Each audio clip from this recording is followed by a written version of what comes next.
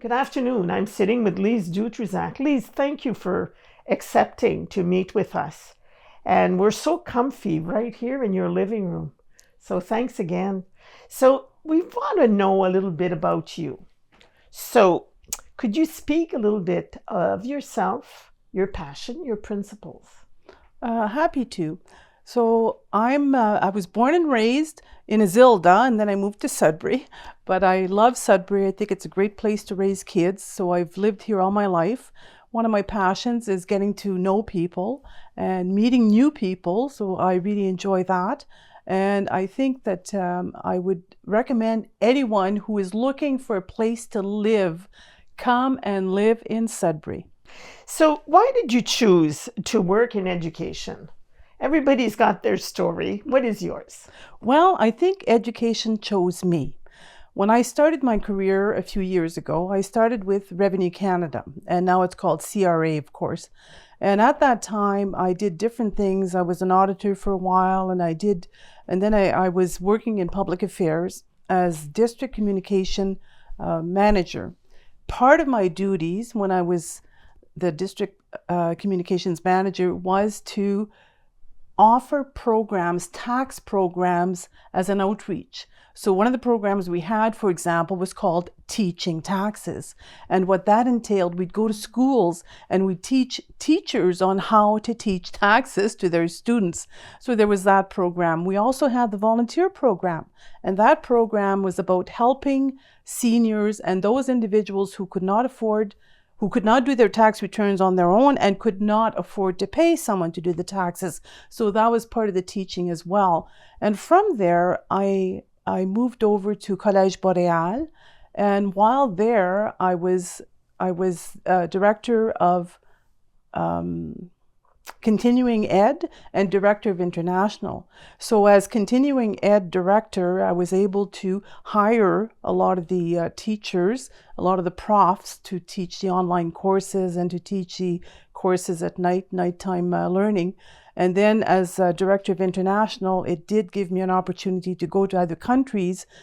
I went to Haiti and I went to Mali, and we were dealing with schools there with projects that the college had with them.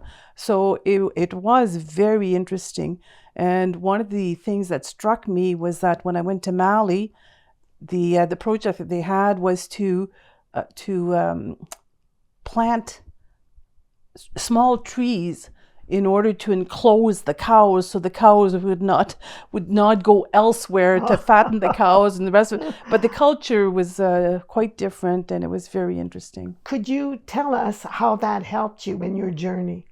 Absolutely. So when I first started at Revenue Canada, now called CRA, I actually started as a stenographer. Like, that's quite a few years ago. Yes. I had done business college. I'd gone to business college, and then I from there I got a job at CRA.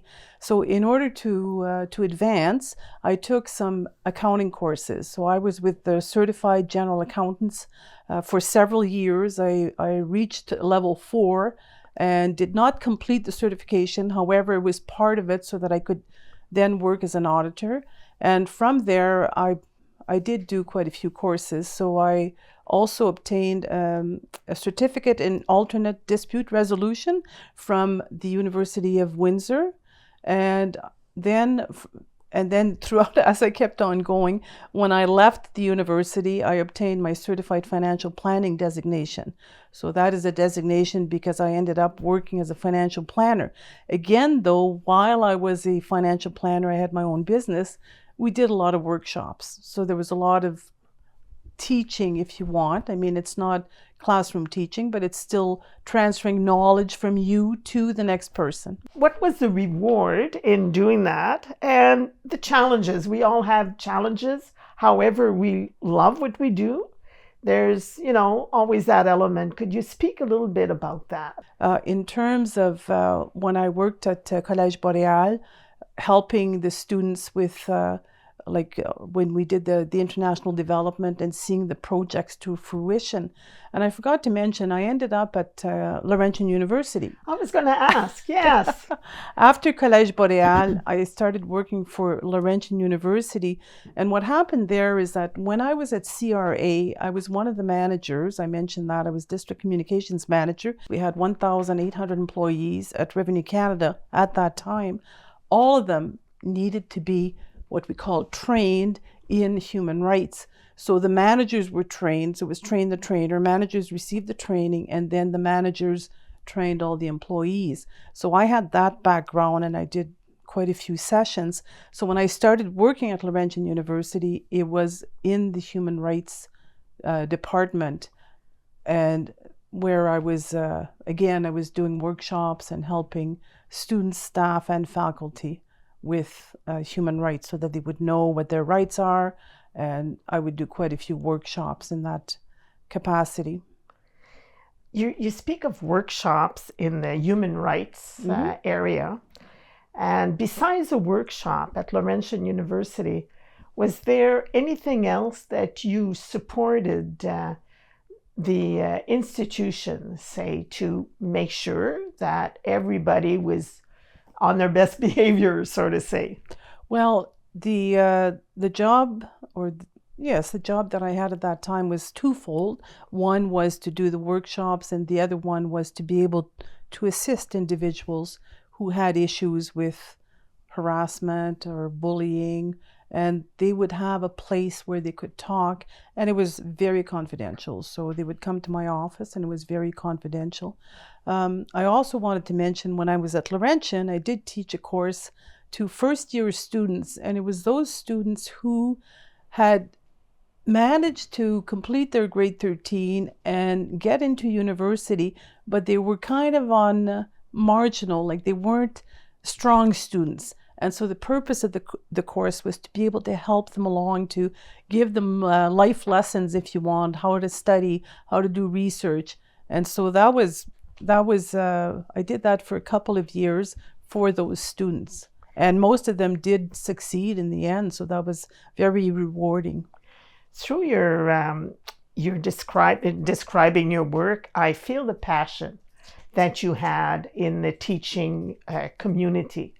And so the passion is there. Were there any struggles or, challenges, I should say? Challenges is a better word. I'm sure there were challenges, and I'm trying to think what challenges actually there were. I mean, time management is always a challenge. So yes. With family, I was raising 3 daughters.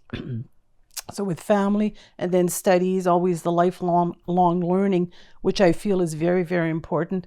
And then making sure that you, of course you go to work, but you spend most of your days at work, and then, that life balance. One of the key projects that we've worked on for many years, and when I say we, I mean Rotary, not just the Rotary Club of Sudbury, but Rotary International, is the eradication of polio. So we started that project in 1985, and right now we only have two countries left, Afghanistan and Pakistan. And it's very important to us to fulfill the promise we made to the children of the world to eradicate polio. There was the Guatemala Literacy Project that was most interesting, helping those students that would not have the opportunity to learn with that literacy project. And we have many other projects that Rotary is involved in. So I've been in Rotary for 30 years. Wow, that's a long time. Yes, I just feel that it's good to give back to the community. So through my journey as a Rotarian, I was a club president, and then I was assistant governor, and then I was district governor. And now I work at what they call zones, so it's one level up, helping clubs and districts with Rotary. And funny part is, right now I'm the learning facilitator for our district. So again, I do give quite a bit of workshops. I lead a lot of workshops, and I facilitate a lot of workshops. In the world, we have 1.4 million Rotarians. Wow. In over 300 clubs in over 200 countries. So Rotary is large. And the Rotary International Convention this coming June will be in Calgary. This past June 2024, it was in Singapore. So I ended up going to Singapore to the international convention. And again, it's very high level, lots of good speakers, keynote speakers, and you get to meet so many Rotarians. Is there advice that you would like to give to the younger generation? Well, it's funny. I think I learned from them. One of the things that I've learned from them, for quite a few of them, I think they're getting it right about life balance. Because some of the young couples that I know with children, like the amount of time that they intentionally spend with their kids, I think that's beautiful. So I think I'm learning from them. And as far as advice, if I would give them any advice, is to say yes. To say yes to opportunities, that sometimes you don't know where it's going to lead you. If you were to look back at your journey and thinking of everything you've done, what is the one thing that you would do different? And what is the one thing you cherish the most? Well, one thing I would do different, it seems to me that I would have liked to do my university degree full-time at a university with all the experiences that you get by doing university with other students, because I did mine part-time, and when I graduated from university, my daughter was 3 years old, and it was a struggle because you're trying to, again, the life balance. So I would do that differently. I think I'd try to find a way so I could do university full-time. In terms of what I cherish my journey. I mean, it just seems I've done so much. Like when I've had the opportunity, to experience so much, like the opportunity to go to Haiti, the opportunity to go to Mali, the opportunity to learn all these different skills as I went through my journey and experiencing different things. So I think that's what I cherish. Anything else you'd like to add? Well, I think I was fortunate in having the ability to do that, to experience different things. And that's what I would recommend to people, that if you do have an opportunity, like expand your reach. So thank you for meeting with us. Thank you.